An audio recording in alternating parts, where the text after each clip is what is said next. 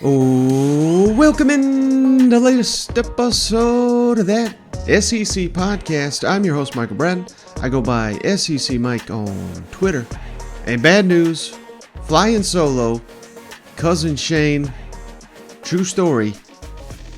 He was not lying when he said he's in the doghouse because he missed the New Year's ball drop during Georgia's college football playoff win. So he's stuck. He's stuck in the doghouse. I don't even know when we'll get cousin Shane back on the line. But we do got Steven Lasson. Unfortunately, not on this episode, but on the next one. It's going to be a hell of an episode. But, hey, I didn't want to leave you guys hanging because we had all kinds of news and notes around the SEC. And, of course, 2 bowl wins here on Monday. Everybody was mocking, laughing at the SEC. Well, that's what happens every bowl season. They drop a game or two. You know, the games no one cares about. Everybody opted out. But New Year's Day, post-New Year's bowls, the ones that matter, the SEC comes through yet again. And we got to start with what used to be called, I think, the Outback Bowl. Now it's ReliaQuest, whatever the hell that is, bowl. Mississippi State beats Illinois 19-10. What a way to honor Mike Leach by the defense coming through once again. I mean, it was an ugly performance, all-time bad beat. If you missed it, Mississippi State was up 13-10, and Illinois in a last-ditch effort. Kind of a bad coaching job by Zach Arnett and company. You know, his first game management situation, could have kicked a field goal, left no time on the clock. They left a couple seconds. That gave Illinois an opportunity to try one of those, Stanford Hail Mary miracle plays where all the laterals, they were doing it. Marcus Banks, Mississippi State defender, picked it up, returned it 60 yards for a touchdown. All-time bad beat if you bet on Illinois. No one on this show certainly did, though. So Mississippi State not only wins but covers the spread thanks to that touchdown as time expired. But Mississippi State, again, you know, they won the Egg Bowl thanks to Zach Arnett and his defense. They won this game because of the defense, too. Will Rogers and the offense, they came through, but it was a sluggish performance. Look at their first 5 drives in the bowl game against Illinois. And maybe Illinois does have a good defense. That was something we heard leading up to this ball game, and it turned out to be true. But I didn't want to give him the credit after losing Ryan Walters, their defensive coordinator. Now he's the head coach of Purdue. But Mississippi State, right out the gate, punt, and 2 interceptions. And Will Rogers, the one on the goal line, that was bad. He's played too much football to be making mistakes like that, particularly in the red zone. And then the second one, I don't know what the hell he was thinking. He just threw it up for grabs. It was a really bad start to the game for Will Rogers. I think that's fair to say. But the final 5 drives included 3 scoring drives, won them the football game. Will Rogers, like I said, he started out 5 of 11, and he was at one point 11 of 21 through the air. That was after that second interception. But Will Rogers came through in the clutch, finished the game, completing 16 of his final 20 passes, including a touchdown and the game-winning field goal drive. So Will Rogers, at the end of the day, did what had to get done to honor Mike Leach, get this win for Mississippi State, get to win number 9. And again, fans somewhat disappointed with an 8-4 season. I'm even seeing some fans upset with Will Rogers and Mississippi State after a 9-win season. I know it could have been better, but my God, just be thankful for where you're at. I mean, the Florida Gators can't even get there. Auburn can't get there. Ole Miss certainly didn't get there this year. So 9 wins, it's nothing to look over there for Mississippi State. They have one of the longest bowl streaks, including I believe the longest bowl streak in program history actively going right now. So again, I get it. Bowls, not the goal any longer at Mississippi State, but put together a 9-win season, that's not something to overlook. And you got players like Simeon Price, who very little impact all season long. 82 rushing yards on the season, but in a game like this with no Dylan Johnson, 68 yards. Woody Marks got kind of banged up. But again, this game was won thanks to Zach Arnett in this defense. 7 sacks. That's incredible. 10 tackles for loss. Illinois had 10 possessions, only 2 scoring drives, including 1 field goal. So Mississippi State defense stood tall. Continuation of what they've been doing all season long. This 3-3-5 Zach Arnett defense creating havoc for opponents. And Illinois just basically had no answer for it.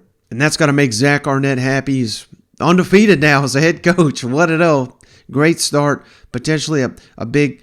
And don't forget, going back to our early signing period, National Signing Day, whatever you want to call it, I mean, they didn't let anyone get out. I think they had 1 decommit since Zach Arnett's become head coach, and they landed an All-American safety that they had to get in-state.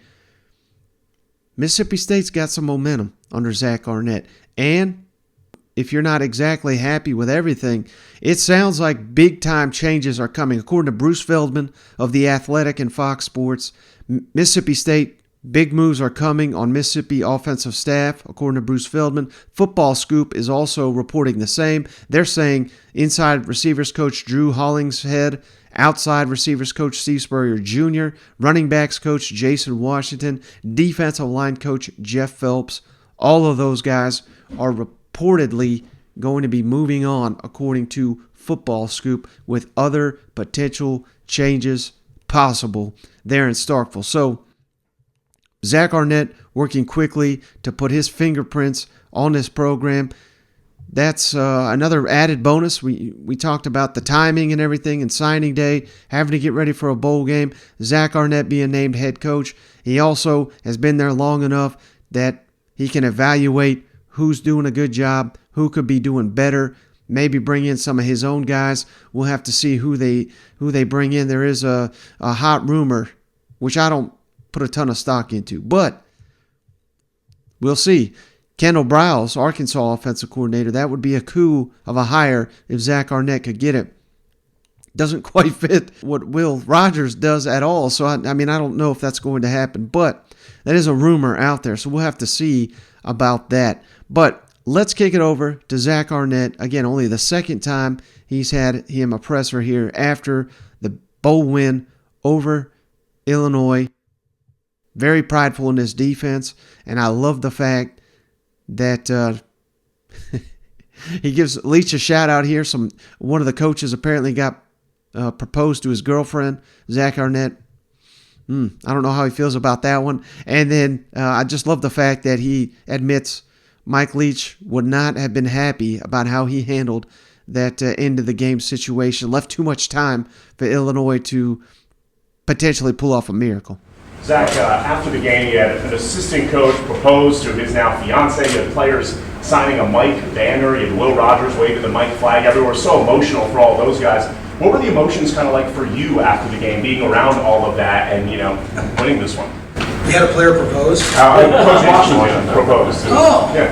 I thought Coach Leach had enough viral moments of talking about what to do in terms of marriage, that you wouldn't think that would happen. But I guess in terms of Coach Wash, I would suggest elope. I would definitely say that. But yes, it's an emotional game, obviously. We had a lot to play for today.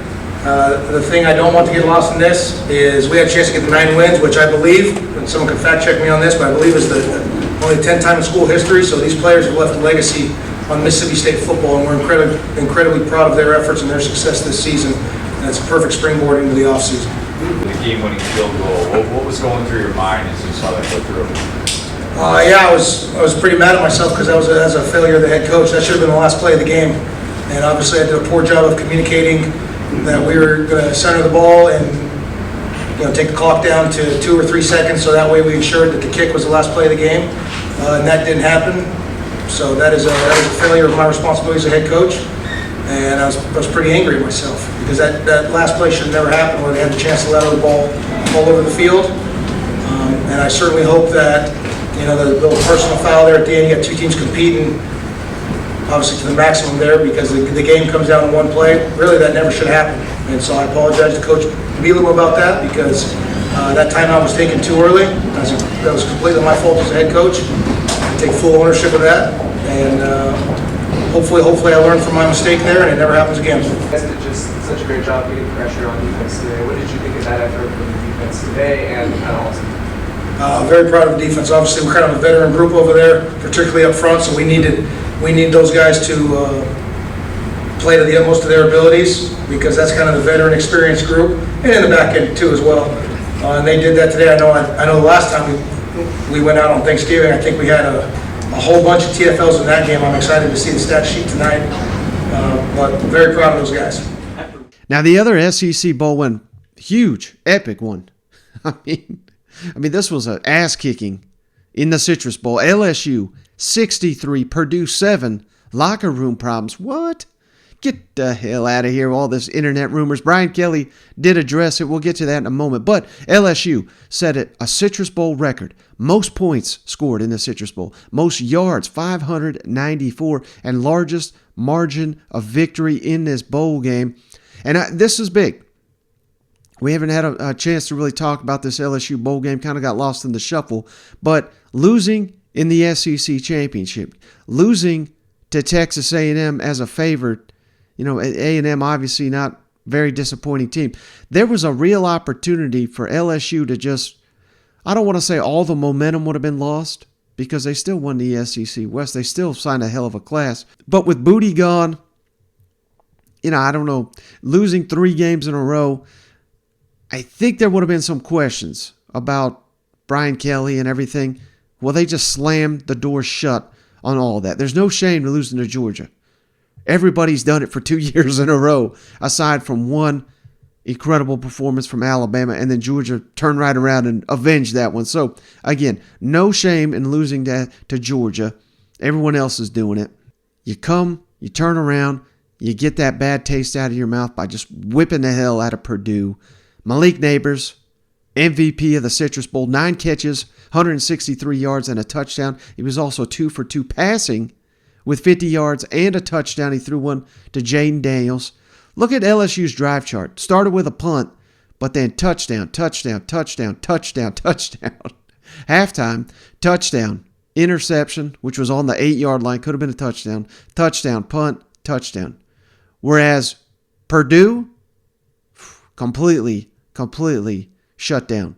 Punt, punt, punt, punt, interception, punt, turnover on downs, interception, punt. I mean, this was the biggest shellacking we have seen this entire bowl season.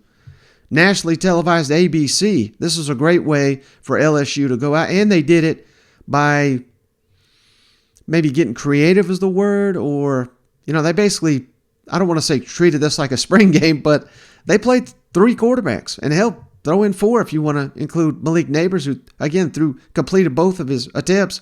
But Jaden Daniels and Garrett Nussmeier rotated in this football game. Jaden Daniels looked as good as ever, 12 of 17, 139 through the air, a touchdown, led the team with 67 rushing yards. Still not sure how I feel about Jaden Daniels leading the team in rushing. Don't want to see that happen again, just because I don't know how sustainable that is given his frame, but he's still doing it.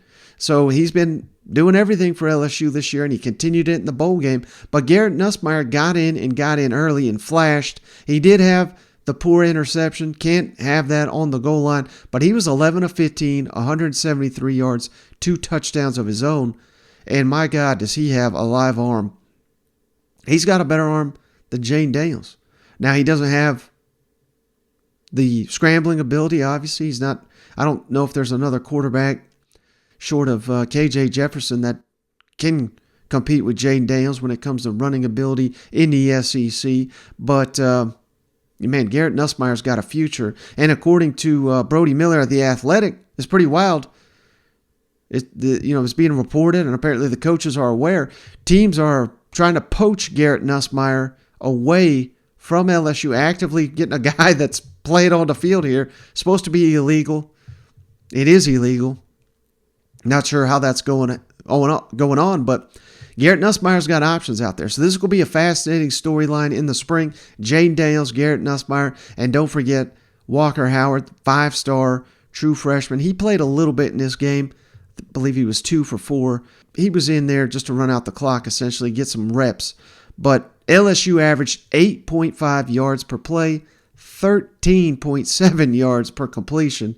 Again, just total domination, 6 of 7 in the red zone. And again, this has got you feeling good, finishing on the right note, on a high note. They're in Baton Rouge year 1, winning 10 games under Brian Kelly. I thought they'd win about 7. I thought they'd be lucky to win 8.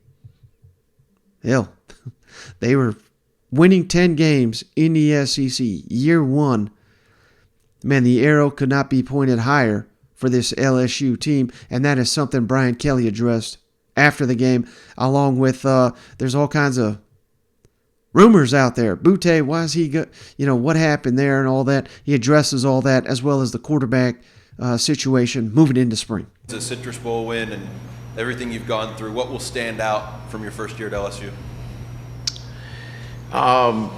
Probably the relationships with the players and developing, new relationships with, 115 players and getting to know them. That to me in year 1, the first time here, you don't know any of the players and they don't know you. I think our first press conference, I keep saying press conference, our first meeting said, hey, we're going to build trust, but it's going to take time for both sides. And I think that's what happened. And I'll remember that in year 1, that process of building trust. All right. Hey, Coach.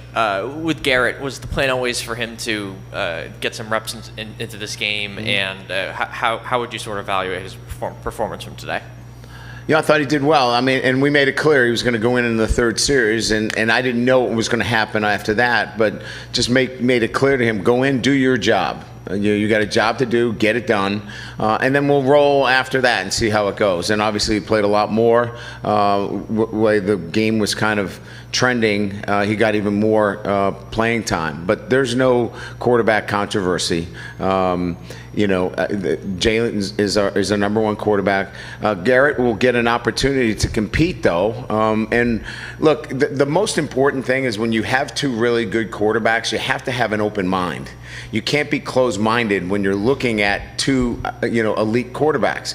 So what we've committed to is an open mind and an open process where you can go in and, we're going to give you an opportunity to continue to grow. And then, that's going to allow both of our quarterbacks and Walker to continue to grow as quarterbacks at LSU. Brian, there's been some rumors floating around on social media about something, potential with your program. Are all of your coaches in good standing heading into the offseason with you and the university? Absolutely, 100%. Yes. Look, I hold our players to high standards, and they know that. And we have a high standard. We have a high standard. I've been in it for 3 decades. We have high standards for everybody that's in our program. And that includes coaches and support staff and anybody that's affiliated with this program. And so they're held to that highest of standard as well. And so there are no coaches or support staff that are currently with me that have done anything that would require me to feel as they haven't met the highest of standards that are required within our program. Just want to be quick. Do you think you can carry all 3 quarterbacks through the spring? And then my other one was just how big of a foundation is this? You talked about a 10th win and momentum and the things needed to get that today. Well, now you've done it. How does it pay off for you next year? This one was really big. It obviously was a convincing win. It showed more about how our guys handled distractions, but when it's time to get back to preparation, how they can prepare and not be distracted by doing things like being at the bowl game. And that carries on into next year, where they understand that if they stick with their process and preparation, they're going to be a really good football team. And so we got that accomplished today. I absolutely 100% believe that all 3 quarterbacks are going to be with us. And all of them we've had conversations with and feel that that's the direction we're going. But sticking in the SEC West, if LSU is going to repeat in the West, they're going to have to win in Tuscaloosa next season. It's not going to be, obviously, maybe the toughest place outside of Athens to win in the entire country. But all of a sudden, Alabama's roster, all these were expected, but made official on Monday 4 declarations to the NFL draft. Heisman Trophy winning quarterback Bryce Young, 2-time National Defensive Player of the Year Will Anderson, running back Jahmyr Gibbs, and standout safety Brian Branch all have declared for the upcoming NFL draft. So Alabama's going to have to be rebuilding for the 3rd year in a row. We'll see how that goes. I don't know. I mean, I know they got Dallas Turner, but they don't have another Will Anderson on this team. Jahmyr Gibbs, they don't have another one of him. And certainly, by God, they don't have no one's got another Bryce Young. So it's going to be fascinating to see how Alabama reloads once again. They're still going to be picked to win the West. Some people are probably going to pick them to win the SEC. People that hate Kirby and Georgia. But I kid. But hey, big news nonetheless. I mean, this was all to be expected, but they held a presser here on Monday. So let's go to the highlights of what these guys had to say as they said their farewells to Alabama after some outstanding careers there in Tuscaloosa. Really proud to be standing up here with these 3 young men to share with you, their decisions about, their future as football players. But I also want to say a few words about, these guys. I'm very proud of the way these guys have represented the program, not only the way they played on the field, but the kind of, character as people, the academic success that they have. Both Will and Bryce has graduated, and Jahmyr is on track to graduate. These guys showed tremendous leadership and character to make a decision to play in the Sugar Bowl, which I think impacted the entire team with the example that they set and how they cared about their teammates. One being the most inspirational player, one being the most valuable player, and all 3 being great contributors, to the team all year. These guys have made significant accomplishments to the program. Will and Bryce have been a part of a national championship team, 2 SEC championship teams, and have contributed in a very positive way to a whole lot of wins here and extending, the 10-win seasons for us to 15 years. But these guys have been great ambassadors for the program, but they've also been great ambassadors for the sport. And I think the example that they set can be something that can have a tremendous impact and effect on young people, coming up in sports, to make good choices and decisions about what they do for their team and how they represent their team, in a first-class way. Good morning. First, I just want to give a huge shout out to the University of Alabama. These past 3 years have been the best years of my life. They've taken great care of me and my family. To Coach Saban, thank you so much for believing in me and giving me this opportunity. I was just a freshman, and he was on my butt every day at practice. To my coaches, my position coaches, Coach Sal, Coach Hessler, thank you for coaching me up, showing me a lot of love, showing my people a lot of love, getting me to this point. And to all my teammates, I thank y'all so much for believing in me, trusting in me, giving me confidence to be able to go out there and do my job and help you guys out, and just being able to respond to me as a good leader and all those good things. But I also have to shout out my family. They've been my backbone during this whole time, my mom, my dad, all my sisters, my aunties, my grandma, my granddad. I love you guys so much. Thank you for all the love and support, the good times, the bad times, the hard times. You guys stood by my side, waking up at 3 a.m. and crying in the morning. Y'all was always there for me. I appreciate you guys. I have to give all the glory to God. Thank you to Josh, Alex, Sid, EP, all the staff that work here.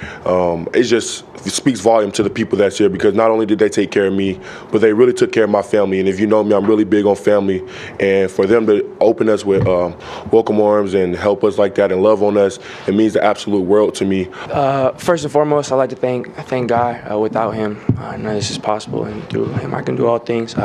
I'd like to thank my family, my parents, my mom, my dad, and the rest of my family and everyone who supported me. I'd like to give a huge thanks to Coach Saban for always believing in me and the entire university, and a thank you to all the supporters, all the fans that helped, everyone in the building, my teammates, my brothers through all 3 years here, everyone that I've been able to play with and be around are the reason that I've been able to do what I have while I've been here. I also like to thank everyone, all my coaches, everyone who works here, everyone on the staff, and all facets. This has been, coming here was the best decision of my life. So I'm forever grateful for the University of Alabama and all that, and everyone that's with them. And with that being said, I'll be declaring for the 2023 NFL Draft. Thank you, guys. But Alabama wasn't the only one getting some bad news here on Monday. Let's kick it on down to Fayetteville, where defensive end Jordan Dominique has entered the transfer portal. And this is just the latest. You're sitting here saying, what the hell? All these players at Arkansas are jumping into the portal. Dominique transferred in, I believe, from Georgia Tech last offseason. 34 tackles, 9.5 tackles for loss, 7.5 sacks. He was a beast for Arkansas. This is a really good player they're potentially losing. He could return.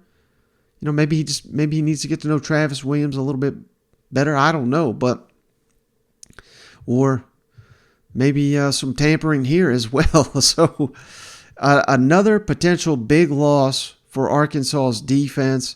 That defensive line is a position of need, and he was arguably your best defensive lineman returning. So tough loss potentially for Arkansas if he does not return to the Hill next season. But this ain't, I'm trying not to be Debbie Downer. It's not all bad news for Arkansas, because they have reportedly landed Florida State defensive backs coach / defensive passing game coordinator Marcus Woodson. He's very familiar with the SEC. He's coached at Auburn.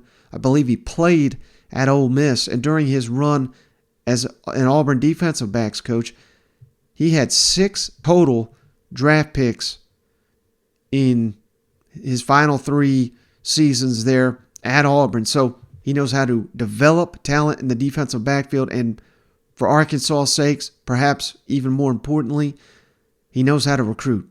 He was killing it at Florida State, had a 5-star committed, several 4-stars, recruits Georgia, recruits Florida, recruits Mississippi and Alabama. These are areas the Razorbacks are going to be hitting hard under Travis Williams. And Travis Williams, his entire career, has been a linebackers coach and a defensive coordinator as well, but specializing in linebackers with Michael Scher, Barry Odom off to UNLV.